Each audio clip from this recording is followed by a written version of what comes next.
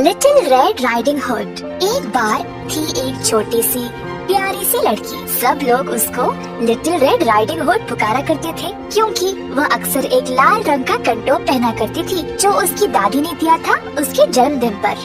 एक दिन little red riding hood की माँ ने उससे कहा, सुनो बच्चा, इस टोकरी को अपनी दादी के पास ले जाना। इसमें कुछ खाने पीने का सामान है। बहुत दिनों से बीमार है ना दादी, ये उनको अच्छा महसूस कराए। और हाँ, याद रहे, रास्ते में किसी भी अनजान व्यक्ति से बात नहीं करना। सीधा दादी के घर जाना और तुरंत लौट आना, ठीक है? लिटिल रेड राइडिंग हुड की दादी अम्मा कहीं दूर जंगल के बीचों बीच रहती थी, तो छोटी बच्ची टोकरी ले चल पड़ी।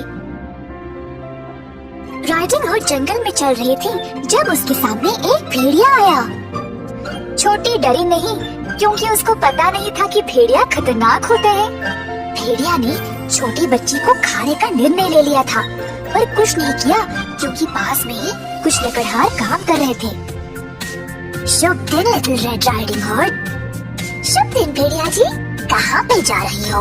मैं अपनी दादी के घर जा रही हूँ, उनकी तबीयत कुछ ठीक नहीं है। ओह, वैसे ये तुम्हारी टोकरी में क्या है? इसमें कुछ रोटियाँ, मक्खन, केक और फल है दादी के लिए। वाह, बहुत खूब। और तुम्हारी दादी रहती कहाँ? और इसी तरह भोली राइडिंग हुड ने भेड़िया को सब कुछ स्पष्ट बता दिया। कुछ देर तक दोनों साथ चल रहे थे जब एक सुंदर से बाग के पास आए। भेड़िया बोला, कितने सुंदर फूल हैं इधर, क्यों ना तुम थोड़े फूल अपनी दादी के लिए ले जाओ? लड़की ने देखा और सोचा कि दादी ताजे फूल देखकर बहुत खुश हो जाएगी, तो अपनी माँ की बात भूलकर वह अपने रास्ते से भटक गई। लिटिल रेड राइडिंग हुड दूसरी दिशा में चली गई फूल उठाने के लिए, और इसी दौरान भेड़िया सीधा दादी अम्मा के घर की ओर निकल गया। दरवाजे पर खटखटाया तो अंदर से आवाज आई, कौन है? मैं हूँ दादी, लिटिल रेड राइडिंग हुड। आपके लिए मैं रोटी, मक्खन, केक और बेरीज लाई हूँ। ओह, बहुत अच्छा। दरवाजे को जोर से ढकेल कर अंदर आ जाओ बच्ची, मुझे दरवाजा खोलने की हिम्मत नहीं है इस समय। भेड़िया घर के अंदर आ गया और सीधा दादी के कमरे में जाकर उनको पूरा खा गया। फिर दादी के ही कपड़े पहनकर चुपके से बिस्तर पर लेट गया। जब लिटिल रेड राइडिंग हुड दादी के घर पहुंची तो उसने देखा कि दादी के घर का दरवाजा खुला था। धीरे से अंदर आई और कमरे में गई। आम तौर पर वो बहुत खुश महसूस करती थी, पर आज कुछ अजीब सा लग रहा था। प्रणाम दादी माँ। दादी पूरी अजीब लग रही थी। ओह दादी, कितने बड़े बड़े कान हैं आपके।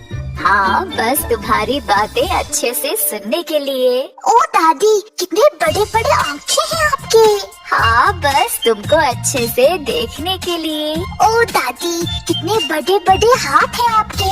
हाँ, बस तुमको कस के पकड़ने के लिए। ओ दादी, कितना बड़ा बड़ा मुंह है आपका। हाँ, बस तुमको खा जाने के लिए। भेड़िया गरज उठा और बेचारी लड़की को भी पूरा खा गया।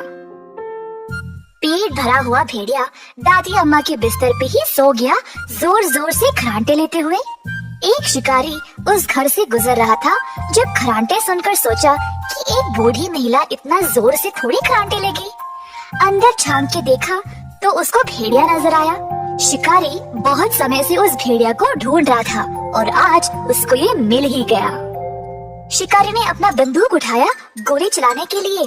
जब उसने सोचा कि शायद बूढ़ी महिला अभी भी उसके पेट में जीवित होगी, तो शिकारी ने एक कैंची ली और भेड़िया के पेट को काट दिया। अंदर से लिटिल रेड राइडिंग हुड निकल आई। शिकारी ने थोड़ा और काटा तो दादी अम्मा भी बाहर निकल आई। फिर लिटिल रेड राइडिंग हुड और उसकी दादी ने कुछ पत्थरों को इकट्ठा किया और भेड़िया के पेट में भर डाला। जब भेड़िया जागा तो डर कर भागने लगा, परंतु पत्थरों के भार से वह तुरंत नीचे गिर मर गया। तीनों ने फिर आराम से केक खाया और राहत की सांस ली कि अब ये भेड़िया का खतरा खत्म हो चुका। लिटिल रेड राइडिंग हुड ने निर्णय लिया कि अब से वह कभी भी रास्ते से नहीं भटकेगी और ना ही किसी अनजान से बातें करेगी।